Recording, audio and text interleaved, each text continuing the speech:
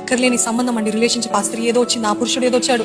నేను తిన్నగా నా దారిలో వెళ్తున్నప్పుడు సడన్ గా ఈ వ్యక్తి వచ్చారు, సడన్ గా ఆ స్త్రీ వచ్చింది. ఇట్లా తిన్నగా వెళ్ళేవాడిని నన్ను ఇలాగా మలుపు తిప్పేశారు. ఇప్పుడు నేను ఎట్టు పోవాలో నాకు తెలియదు. తిప్పేసి చేసిందంతా చేసి మరలా ఏం ఎరగనట్టు వెళ్ళిపోయారు, విడిచిపోయారు, ఎంత అయిపోయింది. ఇప్పుడు నేను అటులేను, నేను ఇటులేను, అడ్డంగా దొరికిపోయాను అన్న పరిస్థితిలో ఉన్నవారు ఉన్నారు చాలా మంది. మన రిలేషన్షిప్స్ మనల్ని ముందుకి నడిపిస్తున్నాయా లేకపోతే ఆపు చేస్తున్నా? దేవుని ఉద్దేశంకి ఆటంకంగా నా జీవితంలో ఎవరైనా ఉన్నారా? అది నేను చెప్పక్కర్లేదండి, మీకు అందరికి ఇప్పటి వరకు ఎన్నో బోధనలు విన్నారు. ఎవరైనా దేవుని ఉద్దేశానికి ఆటంకంగా ఉన్నారు అంటే వారు దేవుని చిత్తంలో లేరు, అంతే. ఇంకా there is no more clarity on that. ఇంకా అంతకంటే స్పష్టంగా చెప్పలేము. ఎవరైనా మిమ్మల్ని ముందుకు వెళ్లకుండా అడ్డగిస్తున్నారంటే వారు దేవుని చిత్తంలో లేరు, వారు అపవాది సంబంధులు.